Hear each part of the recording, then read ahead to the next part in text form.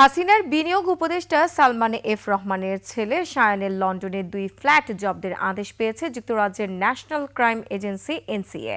চলমান ফৌজদারি তদন্তের অংশ হিসেবে এই জব্দের আদেশ পেয়েছে এনসিএ। এই সম্পত্তিগুলো আইল অব ম্যান এর অফশোর কোম্পানির মাধ্যমে কেনা হয়েছিল। ফ্ল্যাট দুটির একটিতে থাকতেন হাসিনার বোন শেখ রেহানা। বিস্তারিত নাইম আহমেদের ডেস্ক রিপোর্টে। ওয়ালটন আবারও মিলিয়নিয়ার অফারে ওয়ালটন ফ্রিজ কিনে আপনিও হয়ে যেতে পারেন মিলিয়নিয়ার। হাসিনার শাসনামলে বিভিন্ন ব্যক্তির বিরুদ্ধে অর্থ আত্মসাতের অভিযোগের অনুসন্ধান চালাচ্ছে যুক্তরাজ্য। এরই অংশ হিসেবে এবার সালমান এফ রহমান পুত্র শায়ানের লন্ডনের 2 ফ্ল্যাট জব্দের আদেশ পেয়েছে দেশটির ন্যাশনাল ক্রাইম এজেন্সি এনসিএ। দুটি সম্পত্তির মধ্যে একটি লন্ডনের অভিজাত 17 গ্রোভনার স্কোয়ারের একটি বিলাসবহুল অ্যাপার্টমেন্ট।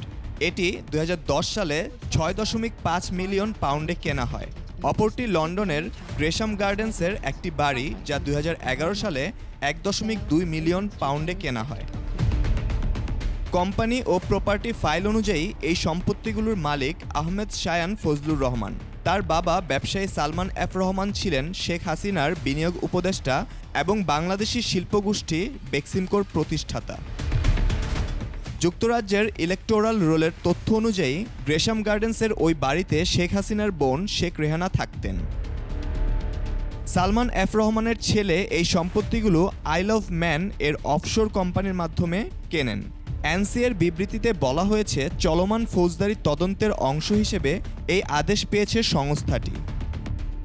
দুর্নীতির বিরুদ্ধে তদন্তের মধ্য দিয়ে অন্তর্বর্তী সরকার ইতিমধ্যে অনেকের ব্যাংক হিসাব অবরুদ্ধ এবং সম্পত্তি জব্দ করেছে। যুক্তরাষ্ট্র, যুক্তরাজ্য সহ বিভিন্ন দেশের সহযোগিতায় অর্থ উদ্ধারের প্রচেষ্টা চলছে। নাইম আহমেদ, 21 টেলিভিশন।